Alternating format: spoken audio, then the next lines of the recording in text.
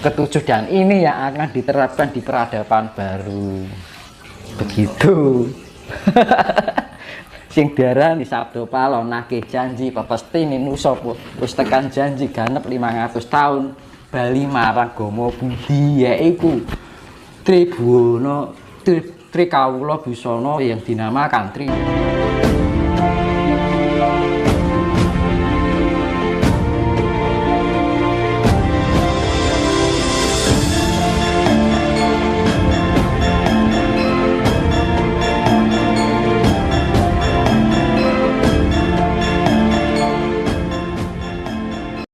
Saya sing wong Solo, wong Jogja, wong Klaten mlayu ngirtan, lari ke timur, jangan ke barat.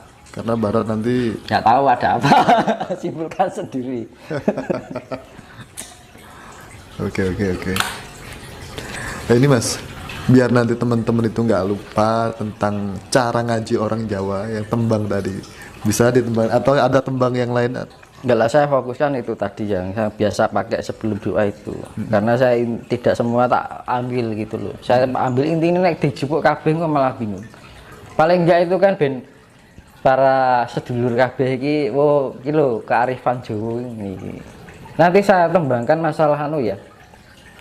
Biar kita dikurangilah sifat buruk-buruk yang melekat dalam diri kita. Nanti saya tembangin dari sini, nanti saya tembangin biar nanti didengerin sama sedulur-sedulur, ibaratnya tembang tolak balak, biar kita terbebas dari tamu yang dari luar negeri yang disebut wabahnya mau ya tamu ya sini kan dari negeri tidak masuk ke Nusantara. Nanti saya tembangkan masalah itu biar hatinya yang dipenuhi dengan angkara murka, sifat kebencian, dendam itu ben adem.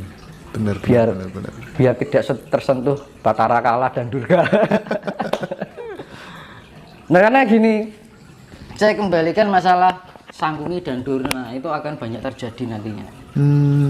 Banyak bermunculan semacam itu ya. Nah, karena kan gara-gara ada Baratayuda itu karena yang menjadi sumber utama adalah Durna dan Sangkuni. Nah, Durna ini sifatnya apa? Ya ego. Iya, kita merasa benar, merasa paling mampu, merasa bisa, nggak mau disalahkan, gengsi untuk disalahkan. Ini yang ujung-ujungnya lari karena kesalahan. Iya. Kita bisa lari dengan kesalahan kita, tapi kita tidak bisa berlari dengan karma kita. Karma tetap karma. Berarti tapi orang bisa lari dari kesalahan. Banyak bermunculan orang-orang yang merasa paling gitu ya. Itu simbol Durna. Simbolnya Durna. Itu. Iya. Kalau Sangkuni itu sifatnya yaitu tadi kan Durna itu senengane ini tapi dengan sifat ego. Senjatanya apa Mas? Rogo kita yang paling landep apa? Iki to. Lati. Ini medeni karena mulut adalah hasil karya dari pikiran dan rasa. Nek rasane apik, prasangkane asik, pikirannya apik, lambene ya apik kan ngono lho. Nek rasane apik, prasangkane baik, pikirannya positif, ya lambene apik kan ngono lho. Lah wong Jawa sing dituntut mangane berbicaralah dengan hati. Jangan mengutamakan pikir kan ngono. Pikir itu yang namanya cita atau pikiran itu harus ada yang ngomong yang namanya batin atau rasa. Tapi ketika rasa itu enggak ada yang berjalan pikirannya, ngomong sakarepe dhewe. Merucut akhirnya. Nah, tanpa dirasake sih. Rasa rumangsane. Mangane kan aja mapanake. Pikir ana ning sak ngarepe tutuk. To. Ning mapanake rasa. Ana sing ana sak ngarepe lati. Lati itu lambe, mulut. Kan gitu. Jadi aja mapanke pikir ning ngarepe lati, ning kudu mapanke ati ning ngarepe lati. Jadi di depan mulut kita itu ada rasa. Makanya pikiran kita harus diimong dengan rasa kita. Lah rasa kita yang mengomong jiwa kita. Jiwa kita yang mengomong raga kita. Makanya orang kalau sudah nek loro pikir, tombone apa saiki nek loro pikir Mas? Zaman saiki nek loro pikir tombone apa? Duit Mas. Lah, pinter duit. Ora mumet sirahe to. Wah, gero duit ning aran blek langsung padang pikire ya to. Wong saiki ngono. Kan ngono. Ya to. Bener. Nek lagi ra ndek dhuwit swambat mumet jase kan ngono. Tuh, lara pikir. Ngono. Lara ati. Kalau digilani wong, dikhianati kan ngono. Lara ati fitnah orang, iya kan? Larinya ke sini. Tombone apa? Tombone ati. Kan ngono. Nek lara jiwa, mlayune ning ndi, Mas? Ngomong dhewe ning dalan ngono iki lho. Menurut Surabaya. Iya. Ora raga. Ya itu kayak wong mati separuh. Terus karena peredaran darah ini tidak lancar. Bener. Makanya ketika kita nggak bisa mengontrol pikiran dan rasa hati kita, akhirnya timbul ketegangan, ketekanan jantung juga nggak stabil. Akhirnya metabolisme dalam darah otot kita, saraf kita nggak baik. Akhirnya timbul terjadi penyumbatan Karena tegang itu tadi. Saraf kesleo. Akhirnya terjadi penyumbatan karena ketegangan aliran darah. Bener. Akhirnya ionisasi dalam tubuh itu akhirnya cenderung ke negatif. Yang akhirnya merusak sel. Nah, sel itu ada sel pasif dan sel aktif. Makanya ketika kita bisa menerapkan panca indera kita di dalam perenungan, pendalaman ilmiah, pengolahan analisa, kita bisa memahami diri kita agar sel kita menjadi sel yang positif. Jadi wong nyawang ki ora pucet ngono lho. Iya lho. Iya lho. Bener. Sawang ki seger, makanya orang yang suka meditasi, orang yang kulino priatin, mesti wonge fresh. Mukanya itu muka cerah, ora pucet. Iya toh.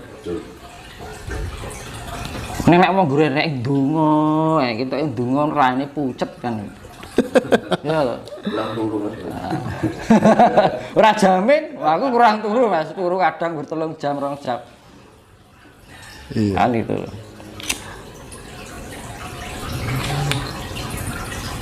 Nah, itu manfaatnya di situ orang kalau sudah melatih panca indera kita masuk ke indera ke-6 dan indera ke-7, dan ini yang akan diterapkan di peradaban baru. Begitu. Sing darani sabdo palo nagih janji pepesti nusa wis tekan janji ganep 500 tahun bali marang Gomo Budi, yaiku Tribuana Trikawula Busana yang dinamakan Trisula-Weda. Itu jelas penciptaan, pemeliharaan, penyempurnaan. Nasional sekali ya dari Bintang. Bener, jejak, jujur, Brahma, Wisnu, Siwa, pas toh. Makanya aku duwe pipo ini ada filosofi tinggi yang namanya Linggo dan Nyoni. Iki lho. Kira-kira jenengan nek ra duwe iki piye, Mas? Wah, loro kabeh. Ra ndek nafsu.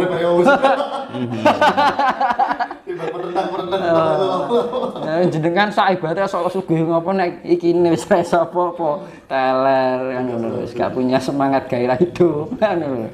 Makanya yang namanya nafsu itu harus ditengahkan.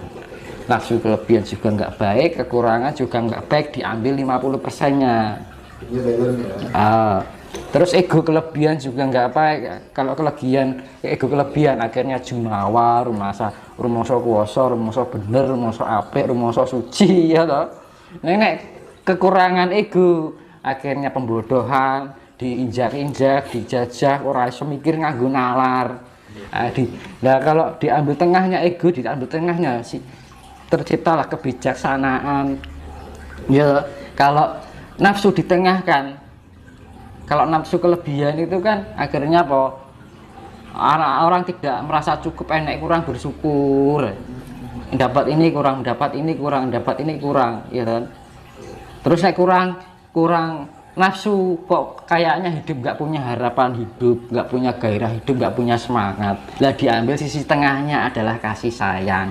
Lah manakala kebijaksanaan dan kasih sayang itu disatukan, itu yang namanya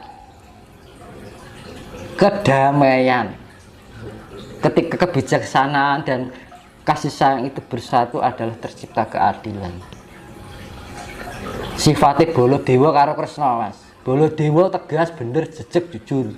Kresna kasih. Sifatnya Baladewa itu bijaksana. Sifatnya Kresna itu kasih. Manakala Baladewa dan Krishna itu disatukan, terciptalah kedamaian. Nah, seperti ini ngono. Itu juga bagus filosofinya. Saya punya filosofi itu soal pipa itu. Meskipun dia tidak bertulang, tapi saya berusaha untuk berdiri tegak. Maaf ini. Responsif. Kita logis aja. Nah, ya. Lho Gusti Allah iki yo nyiptake ngene iki ya nek maksude kan ngono. Aja dianggap elek kan ngono. Iki ciptaan tuh kan. Tergantung dari mana kita sudut pandangnya. Nah, mau diarahkan negatif atau positif kan. Lah wong saiki nek ketok elek ngene iki wah jorok karuan. Ya kalau kita jenengan iso dadi kowe bapak ibu jenengan kudu ngapa sih? Ya selalu. Kudu ngene sih lho. Kan ngono apa ya penerangan ini dadi jenengan ora mungkin to. Penerangan kok ngono iso dadi wong ya ora mungkin. Mesti ya nganggo anu kan ngono. Seninya ya. Kalau cuma kita batin. Gusti Allah itu maha anu kok. Kalau cuma kita batin tiba-tiba jadi kan nggak ada seninya. Iya. Ngono. Jadi kita tuh lebih penjelasan ini kan rileks Mas. Jadi orang memberikan ketegangan yang sifatnya kontras kan ngono. Jadi ora terlalu tegang ngono lho. Ora serius sepaneng ya dia stres kan ngono. Nah, kan orang yang rata-rata yang umur 100 lebih itu mesti humoris. Iya ta? Omongane santai tapi dia penuh dengan intuisi penuh dengan pengetahuan. Jenengan nek orang umur 107 nek mesti jak omongan masalah babakan hidup, ngerti paham toh? Mesti ngerti toh? Pasti tahu kan masalah kehidupan. Nek wong umur 107 urip apa ya? Gak pasti paham. Kedua, orangnya rileks. Narimo. Ketiga, humoris. Kayak Mbah Parni apa ya? Sama Mbah Suparni. Nah, itu orangnya itu. Ketiga, rokok ngerokok anu no. Kemarin saya baru nggak kita ketemu sama narasumber baru. 1 tahun gitu. Nah, itu bagus. Rata-rata gitu. Rata-rata orang di umur 100 tahun itu mesti ngerokok nek gak nginang. Kan gitu. Makanya sing gawe marep-marep awet urip ki apa? Wonge santai. Pikirannya positif, rasangannya positif, selalu menerima dan bersyukur dengan keadaan hidup atas pemberian Tuhan, selalu menerima, selalu mensyukuri, ya, selalu membawa kehidupan itu penuh dengan canda dan tawa, itu ora sepaneng wah godok-godokan golek bener salah, ya, akhir-akhirnya mbuh ning ndi kan ngono. Kesimpulannya minim beban pikiran. Otomatis kan kalau orang bercanda suka slow itu kan tidak terlalu sering, lebih apa ya namanya ketegangan saraf itu kan tidak terlalu tinggi dan gerak jantung itu juga lebih enak, tidak terlalu banyak tekanan kan gitu. Mas, kita lanjutkan Mas. Oh. Kita bergeser ke pertanyaan dari teman-teman. Ini banyak Mas, ada pertanyaan. Yang pertama Mas dari Saluna El Sarip.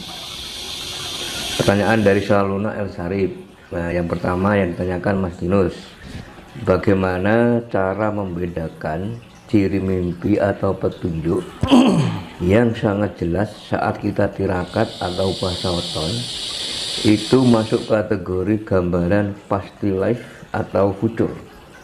Apa? Pas apa? Pasti live atau futur? Apa? Futur.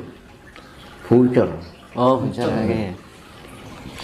Atau seringkali beberapa waktu setelah bermimpi kejadian, Mas. Nah, mimpi itu ada beberapa ya, Mas. Yeah. Mimpi emang benar-benar petunjuk. Mimpi karena terbawa pikiran. Ya.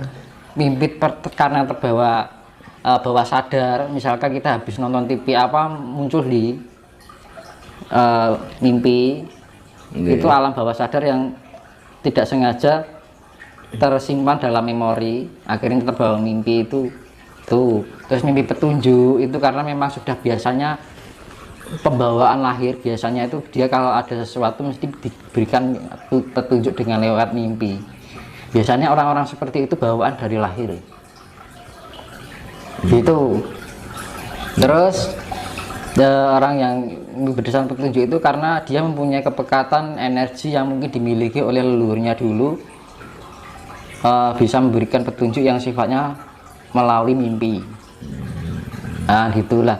Kalau mimpi karena kecapean, jenengan habis capek kerja ini mimpi ini rakaruan, doyak maling, doyak apa, aku mikirnya tangi-tangi kaget, wah aku nginggo apa, akhirnya jadi persepsi negatif, padahal mergo kesel kan ngono. Gitu. Nah tapi kalau masalah mimpi kita abaikan dulu. Jadi kita lebih fokus, anggap aja sebuah referensi aja, tapi kita tetap kembali pada tanggung jawab kita sebagai ciptaan Tuhan. Ini dari Febri Kris, Mas Dinus. Saya ingin dapat saran dari Mas Dinus, langkah atau metode konkret